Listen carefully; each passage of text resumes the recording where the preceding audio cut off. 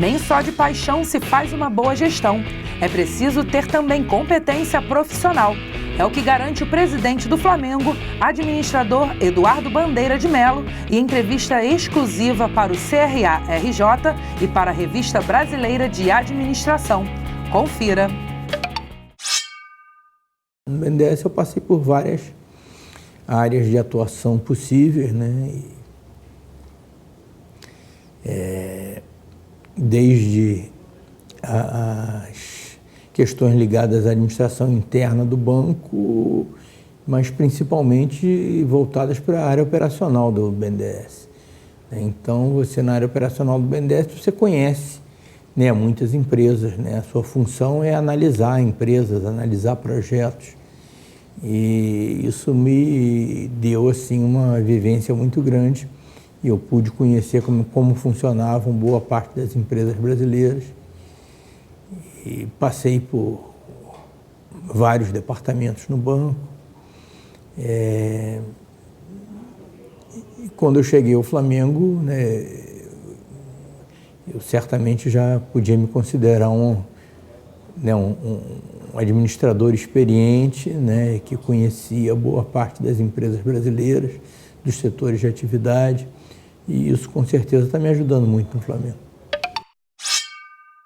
O Conselho de Administração do Flamengo é um conselho que é composto por membros natos, que são os grandes beneméritos do clube, né, e os presidentes e ex-presidentes de poderes do clube, e uma parcela que é mais ou menos metade do conselho, formada por membros eleitos. Então, na ocasião, eu fui convidado a participar de uma chapa, né, que concorria, né, a essa quantidade de vagas de membros eleitos do Conselho de Administração, e participei. A chapa foi eleita e eu fiquei 3 anos participando das reuniões do Conselho de Administração, cuja principal função é basicamente aprovar orçamento e aprovar operações de crédito.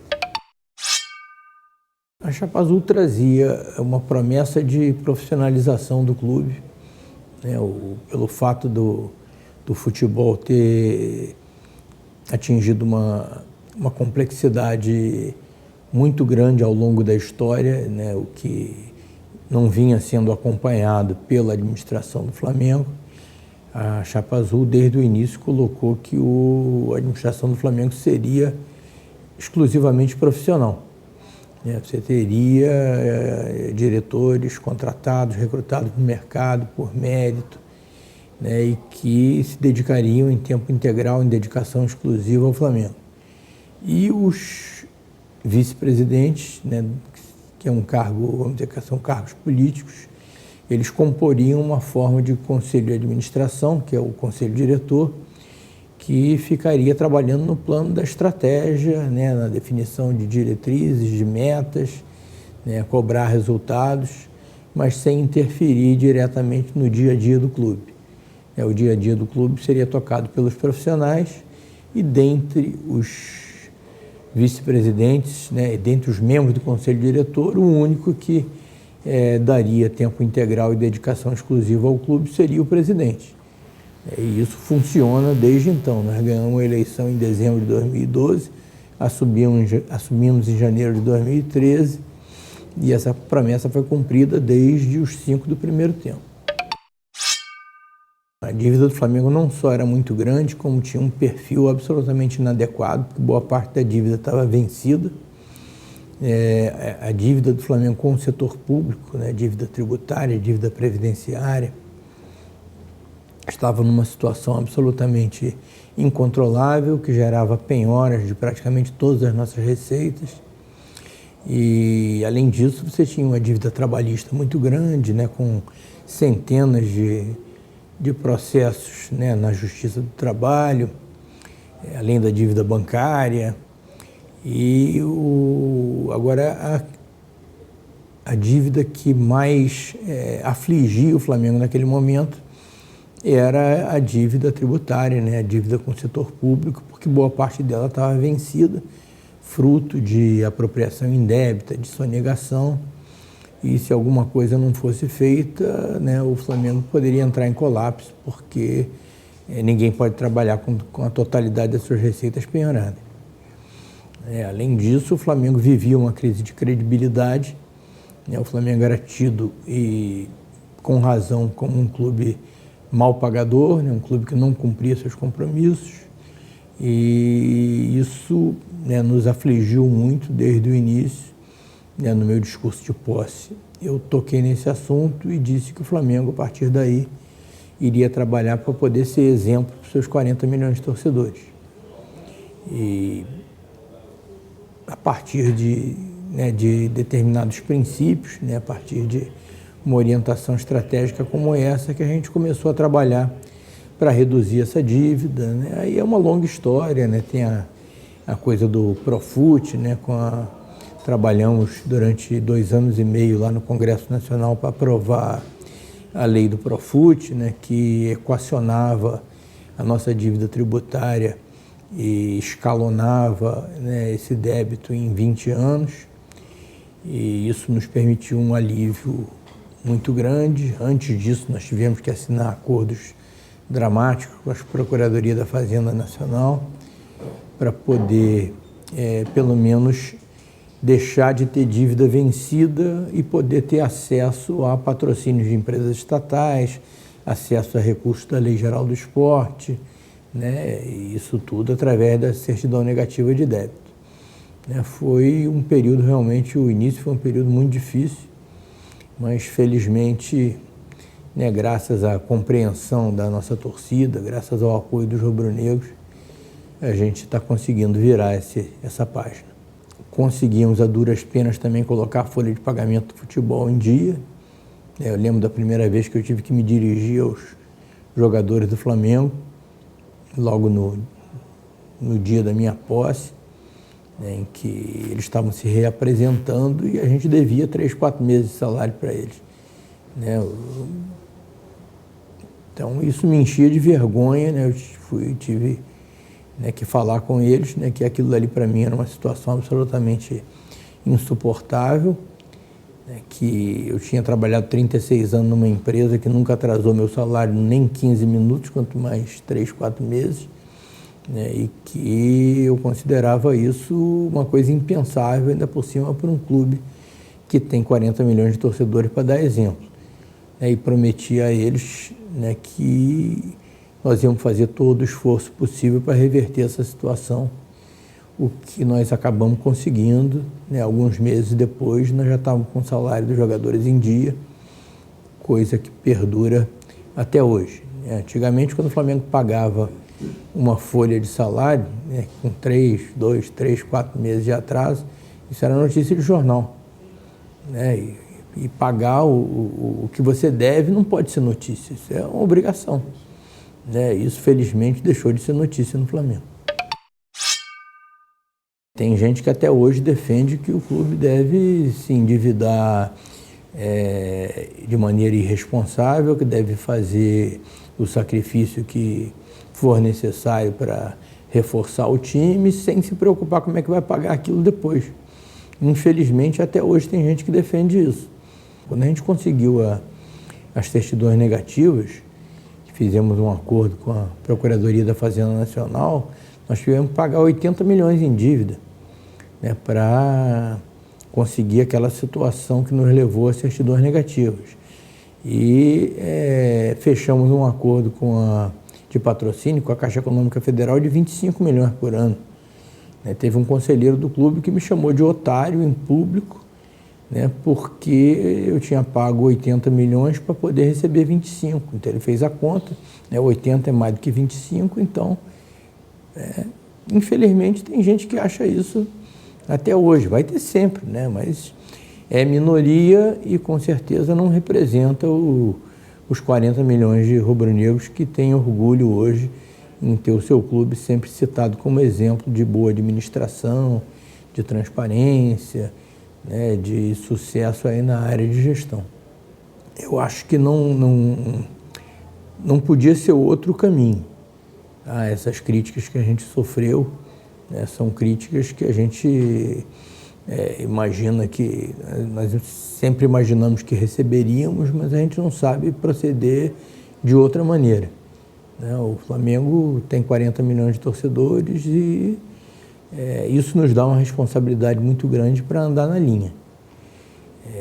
Esses 750 milhões de dívida que hoje estão abaixo de 400 milhões, essa redução foi conseguida com muita responsabilidade, com muita austeridade, com muito sacrifício, né? Foi flertando lá com a zona do rebaixamento no Campeonato Brasileiro, né? Foi cortando medalhões do nosso esporte olímpico, né? Que hoje está praticamente autossustentável. Foi fazendo uma série de sacrifícios que, até para minha surpresa, foram endossados pela maioria esmagadora da nossa torcida.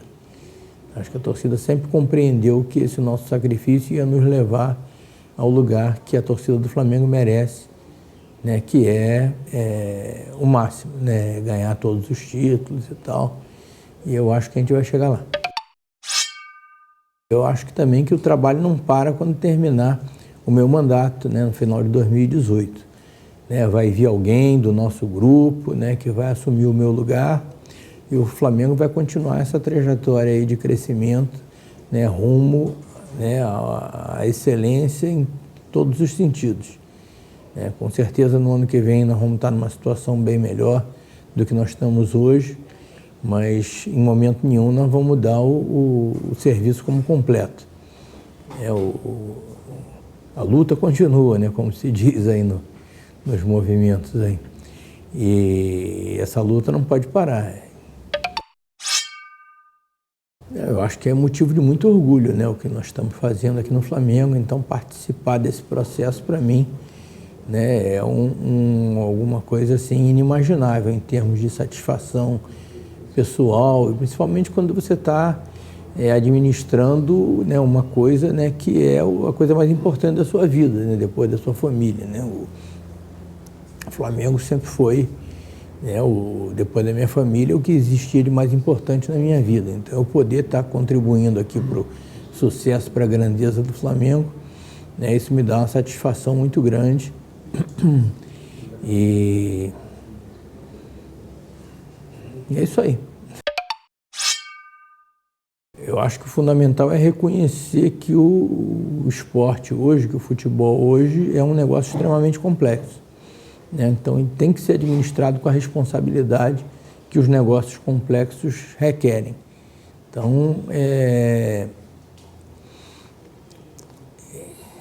você tem que se cercar, né, do que existe de melhor, né, não só em termos de pessoal, mas em termos também de recursos técnicos, né, de informática, e acabar com aquela visão de que futebol é simplesmente, né, prazer, é diversão e é uma diversão ótima para quem está lá assistindo. Para quem está administrando, né, é um trabalho extremamente complexo, árduo, né, e a administração de um clube de futebol hoje, né, envolve uma série de competências, uma série de habilidades, né, que não podem ser negligenciadas. Eu tenho a impressão que quem não seguir esse caminho no Brasil vai ficar perdido no tempo. Eu acho que a era da irresponsabilidade nos clubes de futebol acabou, né? O Profut, inclusive, transformou isso em lei. Nem precisaria ser lei, né? Bastaria ser uma determinação, uma política, uma postura dos clubes. O Flamengo, por exemplo, quando saiu a lei do Profut, a gente já cumpria todas as contrapartidas muito antes delas virarem lei. A gente entende que elas são fundamentais para que o clube sobreviva e tenha sucesso. Então, nesse sentido, quem não andar na linha, né, dos clubes de futebol vai ficar pelo caminho, vai ter problemas sérios. É um movimento que veio para ficar. Paixão é muito bom, mas está longe de ser uma condição suficiente para se gerir um clube. Tá? É muito bom você estar administrando o objeto da sua paixão, mas exatamente porque você é apaixonado pelo clube, você tem que ter consciência que para você ter sucesso, você precisa muito mais do que isso. Então, assim como você, quando cria um filho, né, não basta você ter amor pelo filho, né, você tem que ter responsabilidade, você tem que fazer o máximo possível para ser bem-sucedido, né, na sua missão de pai, né, você para gerir o clube, né, pelo qual você é apaixonado, você tem que ter consciência de que a paixão não é suficiente, você tem que ir muito além dela. Você tem que ser um administrador completo, né? Não existe receita de bolo, né? Acho que não existe aquela coisa de faça um curso de gestão esportiva, né? E no final você vai levar o diploma, você vai ser o melhor possível. Eu acho que você tem que ser um administrador completo, né? Acho que você, quando faz um curso de administração, você não faz pensando, né, em fazer o curso para administrar um banco, para administrar uma indústria, para administrar uma unidade, né, de varejo. Você faz o curso de administração, né, pensando em reunir técnicas, né, reunir competências para administrar o que você tiver pela frente. E você não pode nunca parar de estudar, você vai ter sempre que se desenvolver, vai ter sempre que estar se tornando cada vez mais apto e qualificado para os desafios que vêm pela frente. Eu acho que a área esportiva hoje é uma delas, né? Então, é claro que existem habilidades específicas que você pode e deve desenvolver, mas você tem que ser um administrador, você tem que ser muito bom em finanças, você tem que ser muito bom na área de recursos humanos, de tudo aquilo que você aprende na faculdade de administração, né, você vai levar para qualquer setor de atividade, inclusive para a área esportiva. É um prazer estar sendo assim, objeto assim, de inspiração dos jovens administradores. Eu tenho feito palestras em ambientes assim, universitários, né? Já fiz na minha faculdade, na administração da UFRJ, outro dia eu estive na PUC, eu estive na faculdade de engenharia também e tal, e eu tenho sido recebido assim, com muito carinho por todos eles, né? E o que me dá uma satisfação muito grande. Acho que o recado que eu teria para eles foi basicamente esse que eu dei aqui, né? De tentarem se desenvolver ao máximo, né? De serem extremamente dedicados, né? E colocarem assim, sempre um pouquinho de paixão no que fazem, né? Eu nunca fui, não nasci torcedor do BNDES, mas o tempo que eu tive lá, eu vesti a camisa mesmo e me considero, até hoje eu defendo o BNDES em discussões e tudo, né? Um pouquinho de paixão, né? Vestir a camisa nunca é demais, né, para ninguém, né? Sendo a do Flamengo, então, melhor ainda, né?